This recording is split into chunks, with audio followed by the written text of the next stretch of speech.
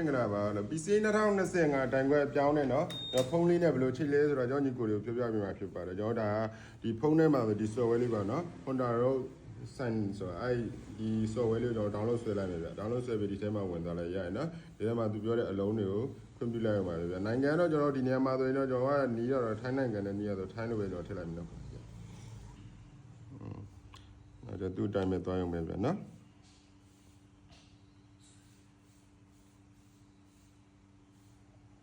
ဒီမှာဆိုရင်ကျွန်တော်တို့စိုင်းဝင်တဲ့အခါမှာကျွန်တော်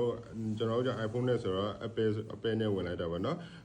ကျွန်တော်မိတ်ဆွေတွေနေတဲ့ကြောင့် Google Phone တွေပါတော့ Gmail ပါညာဝင်နေဝင်ရမယ်နဲ့တူတယ်ဒါတွေကတော့ဆက်လုပ်ကြည့်လိုက်ပါเนาะအသေးစိတ်တော့ဒီနေ့မှာကျွန်တော်ဆိုင်ကလေးပြီးတဲ့အခါမှာကျွန်တော် PC 160နဲ့ချိန်မှဖြစ်တဲ့အတွက် PC 160ပေါ့เนาะနောက်ကြဒီမှာသူပြောပြထားတဲ့အကြောင်းတွေအတိုင်းတွေပဲကျွန်တော်ဝင်လိုက်ရုံပဲဗျဒါအသေးစိတ်တော့ကျွန်တော်ရိုက်မပြတော့ဘူးเนาะဒီမှာကျွန်တော်ဝင်လိုက်မယ်ဒီမှာဆိုင်ကမှာဆိုလို့ရှိရင်ဆိုင်ငယ်မှာဆိုလို့ရှိရင်ဒီထဲကနေကျွန်တော် setting လေးကိုသွားမှာပဲเนาะ setting လေးကိုသွားတဲ့အခါဒါရွှေ့တဲ့ခါကျတော့ဘယ်ရွှေ့ညာရွှေ့နဲ့အောက်ရွှေ့ပဲเนาะဘယ်ရွှေ့ညာရွှေ့အောက်ရွှေ့ပဲเนาะဒါလေးနဲ့လုပ်ချင်လည်းပဲရပါတယ်ဒါဆိုလို့ရှိရင်ကျွန်တော်ဘယ်ဘက်သွားဒီထဲမှာဆိုလို့ရှိရင်တော့ဒီမှာ general ထဲမှာတော့သွားမှာဖြစ်ပါတယ်เนาะအဲ့ဒီမှာဆိုရင်ကျွန်တော်ဒီမှာ bluetooth ဆိုတာလေးရှိပါတယ်เนาะbluetooth pay and access အဲ့ဒီမှာဝင်လာကျွန်တော် yes ကိုသွားမယ်